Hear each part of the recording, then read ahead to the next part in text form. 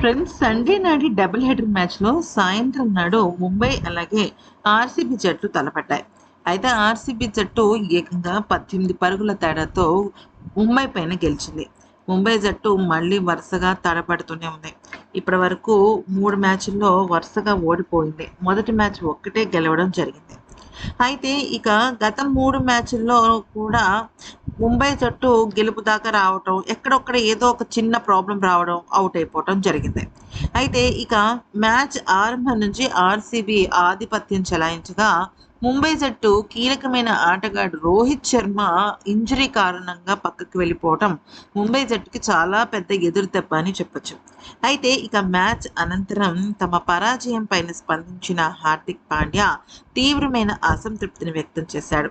ముఖ్యంగా పవర్ ప్లేలో batting, bowling ఏమాత్రం బాలేదని అభిప్రాయపడ్డాడు.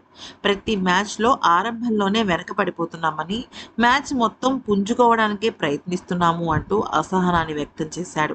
మరోవైపు మా మా చేతకానితనం ప్రత్యర్థి జట్టుకు అది చాలా కలిసి వస్తున్న విషయం అని చెప్పాడు.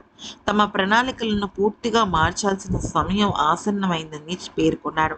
అసలు ఇంతకీ ఏమన్నాడంటే, ఆరంభంలోనే వికెట్లు కోల్పోయాం. అదే సమయంలో బౌలింగ్లోనూ చాలా ఎక్కువగా పరుగులు సమర్పించుకున్నాం. మేము ఎప్పుడు మ్యాచ్లో వెనుకపడి దాని తర్వాత కింద పడిపోయి పైకి లేవడానికే ప్రయత్నిస్తున్నామే కానీ పైన నుంచుని ఆట ఆడటానికి మాత్రం మేము అస్సలు ప్రయత్నించటం లేదు. గత 2 మ్యాచ్ల్లోనూ ఇలానే జరిగింది. బౌలింగ్, బ్యాటింగ్లో మేము ఆటను నడిపించడం కంటే వెనకబడి పోరాటమే అవుతోంది. ఈ వరుస పరాజయాల నేపథ్యంలో మేము ఖచ్చితంగా ఆత్మ పరిశీలన చేసుకోవాలి. అత్యుత్తమ ప్రదర్శన కోసం ఏం చేయాలో, అవసరమైన మొమెంటం ఎలా పొందాలో వీలైనంత త్వరగా తెలుసుకోవాలి. మా తదుపరి మ్యాచ్కు 2 రోజుల విరామం ఉంది. ఈ 2 రోజుల్లో మా లోపాలను సరిదిద్దుకోవాలి. చాలా విషయాలపై పునరాలోచన చేయాలి. మా వ్యూహాలు అస్సలు పనిచేయటం లేదు.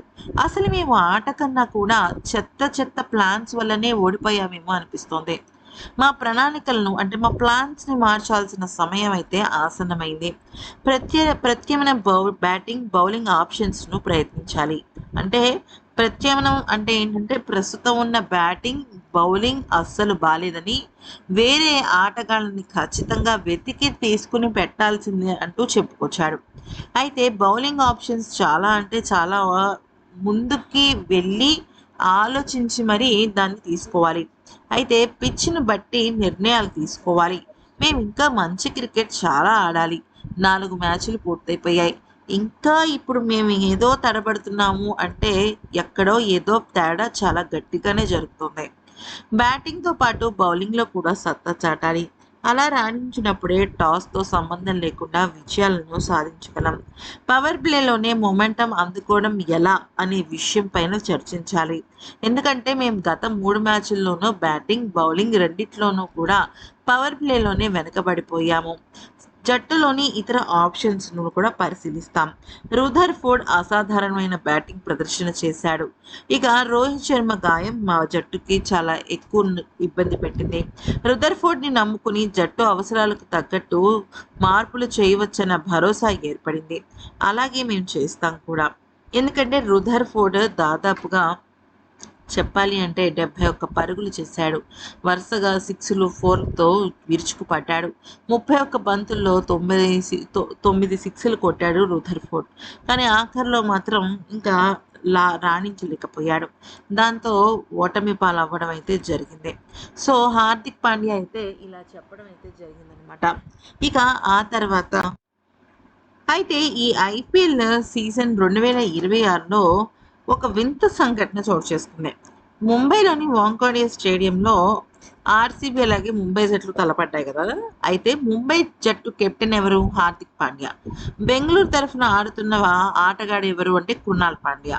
అయితే వీళ్ళిద్దరూ గతంలోనూ ప్రత్యర్థులుగా ఉన్నారు, అలాగే ఇప్పుడు ప్రత్యర్థులుగా ఉన్నారు జట్ల పరంగా. దానిలో పెద్ద విశేషం ఏముంది అని మీరు అనుకోవచ్చు. అయితే వీళ్ళిద్దరూ కూడా గతంలో ముంబై తరఫున ఆడారు. ఇప్పుడు వేరు వేరు జట్లుగా ఆడుతున్నారు. గతంలో కూడా ఆడారు.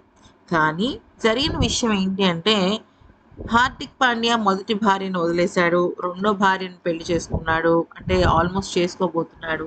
ఈ నేపథ్యంలో కృణాల్ పాండ్యా, హార్దిక్ పాండ్యా మధ్య గొడవలు స్టార్ట్ అయ్యాయి అని తెలుస్తోంది. ఎందుకంటే గత కొన్ని నెలలుగా పాండ్యా సోదరుల మధ్య సంబంధాలు సరిగ్గా లేవని సామాజిక మాధ్యమాలలో పెద్ద ఎత్తున చర్చ జరుగుతోంది.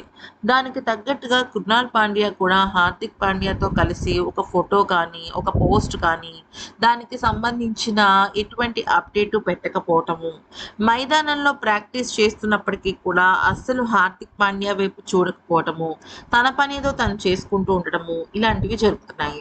అయితే టీమిండియా మూడోసారి T20 ప్రపంచ కప్ను గెలుచుకున్నప్పుడు హార్దిక్ ఆ జట్టులో కీలక సభ్యుడిగా ఉన్నప్పుడు కూడా ఆ విజయం పైన కానీ, హార్దిక్ ప్రదర్శన పైన కానీ కృణాల్ ఇప్పటి వరకు ఎక్కడా స్పందించకపోవటం ఆశ్చర్యాన్ని గురి చేస్తోంది. అలాగే సోషల్ మీడియాలో వస్తున్న వార్తలకి బలాన్ని చేకూరుస్తోంది. అటు హార్దిక్ వ్యక్తిగత జీవితంలో ఒడిదుడుకులు ఎదుర్కొంటున్న సమయంలో కూడా ఇక కృణాల్ పాండ్యా మౌనంగా ఉండటంతో అందరూ కూడా వీళ్ళిద్దరి మధ్య దూరం పెరిగింది, వీళ్ళిద్దరి మధ్య మాటలు లేవు అన్న విషయం స్పష్టమవుతోంది. అయితే ఈరోజు ఆదివారం నాడు మ్యాచ్ జరిగింది కదా. అయితే ఆ మ్యాచ్లో కూడా అస్సలు హార్దిక్ పాండ్యా, కృణాల్ పాండ్యా ఇద్దరూ కూడా ఒక మొహం చూసుకోవటం, నవ్వటం, ఒక అన్నదమ్ముల మధ్య ఉన్న కెమిస్ట్రీ అస్సలు ఏమీ కూడా కనపడలేదు. నిజానికి ఐపీఎల్ మైదానంలో ఎంత శత్రువులైనా సరే మిత్రులుగా మారిపోతుంటారు. కానీ కృణాల్ పాండ్యా అలాగే హార్దిక్ పాండ్యా విషయంలో అస్సలు అది జరగలేదు. సో ఈ పరంగా చూసుకున్నట్టయితే వీళ్ళిద్దరి మధ్య దూరం గట్టిగానే పెరిగినట్టు అనిపిస్తుంది. ఇక ఈ మ్యాచ్లో గెలిచిన రజత్ పట్టిదార్ గురించి చెప్పాలి అంటే సూపర్ హ్యాపీ అయిపోయాడు రజత్ పట్టిదార్. ముఖ్యంగా రజత్ పటిదార్ ఈ మ్యాచ్‌లో చాలా రాణించాడు. రజత్ కానీ, విరాట్ కోహ్లీ కానీ, ఫిలిప్ సాల్ట్ కానీ అందరూ కూడా చాలా బాగా ఆడారు. అయితే ఈ నేపథ్యంలో రజత్ పటిదార్ తనకి క్రెడిట్ తీసుకునే బదులు క్రెడిట్ మొత్తం అంతా కూడా ఫిలిప్ సాల్ట్‌ది అలాగే విరాట్ కోహ్లీదని, ఈ మ్యాచ్‌లో గెలవడానికి ప్రధానమైన కారణం వాళ్ళిద్దరేనని చెప్పుకొచ్చాడు. అయితే ప్రస్తుతం ముంబై జట్టు కూడా బాగానే పోరాడిందని, ఇంకా మా బెంగుళూరు జట్టు విషయంలోకి వచ్చినట్టయితే విరాట్ కోహ్లీ గాయం పైన తనకు ఎలాంటి సమాచారం లేదన్నాడు. అలాగే ముంబై గడ్డపై విజయం సాధించడం మంచి అనుభూతినిచ్చిందన్నాడు. ఈ వాంఖేడే మైదానంలో ఆడినప్పుడల్లా ఒక ప్రత్యేకమైన అనుభూతి కలుగుతుందని, మా బ్యాటింగ్ ప్రదర్శన గురించి చెప్పాలి అంటే జట్టులోని ప్రతి ఆటగాడు తమ బాధ్యతల పైన పూర్తి స్పష్టత ఉంటుందని, అలాగే Virat Kohli, Phil Salt innings చాలా గొప్పవని, ఈ మ్యాచ్‌లో మమ్మల్ని ముందుకెళ్ళేలా చేసిందని, ఇక టిమ్ డేవిడ్ నేను కూడా చాలా బాగా పోరాడాల్సొచ్చిందని చెప్పాడు. ఈ విజయం పూర్తిగా జట్టు సమిష్టి కృషి అని, నిజం చెప్పాలంటే నాకు స్పిన్ ఆడటం అంటే ఇష్టమని అందరూ అనుకుంటూ ఉంటారు. కానీ నన్ను అడిగితే నాకు పేస్ బౌలింగ్‌ను ఎదుర్కోవడం చాలా ఇష్టమని చెప్తాను. ఈ వికెట్ పైన ఫాస్ట్ బౌలర్లను ఆడటం చాలా బాగుంటుంది. కాబట్టి నాకు ఫాస్ట్ బౌలింగ్ అంటే ఎక్కువ ఇష్టం. విరాట్ కోహ్లీ గాయం గురించి నాకు ఇప్పుడు ఏమీ తెలీదు. కానీ అతను బాగానే ఉన్నాడని మేము అనుకుంటున్నాము. ఎందుకనంటే తనకి సంబంధించి సీరియస్ ఇష్యూ అయితే ఏమీ లేదు. ఇక రాబోయే రోజుల్లో మేము మ్యాచ్ గురించి ఇంకాస్త పూర్తి అవగాహన తెలుసుకుని బరిలోకి దిగుతాము. అప్పటి వరకు గనక చూసుకున్నట్టయితే ఖచ్చితంగా మా ప్రాక్టీస్ సెషన్స్ కొనసాగుతూనే ఉంటాయి. అయితే మ్యాచ్‌కి మధ్య కొంత 1 ఆర్ 2 డేస్ గ్యాప్ ఉండడం జట్టుకి కలిసి వచ్చే విషయం అని చెప్పాలి. వెంటనే మ్యాచెస్ అన్నా కూడా ఒక్కొక్కసారి బాడీ కానీ, మైండ్ కానీ సహకరించదు. కెప్టెన్‌గా నాకు ఇటువంటి కొన్ని విషయాలు చాలా హ్యాపీనెస్‌ని ఇస్తూ ఉంటాయి. ఈరోజు మ్యాచ్ గెలవడం నిజంగా చాలా హ్యాపీగా, ఎంకరేజింగ్‌గా, సూపర్ కాన్ఫిడెంట్‌గా అనిపించింది అని చెప్పుకొచ్చాడు. ఫ్రెండ్స్, ఈ వీడియో కనుక నచ్చినట్టయితే లైక్ చేసి సబ్స్క్రైబ్ చేసుకోండి. మీకు షార్ట్స్ కావాలనుకుంటే ఈ వీడియో చివరిలో ఉండే షార్ట్ వీడియోస్‌ని కూడా చూడండి. అంతేకాకుండా ఇక్కడ ఇంకొక పెద్ద విషయం ఏంటంటే పాయింట్ల పట్టికలో కూడా మార్పులు చోటు చేసుకుంటాయి. ఎందుకంటే 4 మ్యాచ్‌లు జరిగాయి. గుజరాత్, లక్నో, బెంగుళూరు అలాగే ముంబై, అంతకు మునుపు రాజస్థాన్. ఇంకా అసలు రాజస్థాన్ అయితే ఈ సీజన్‌లో మామూలు హవా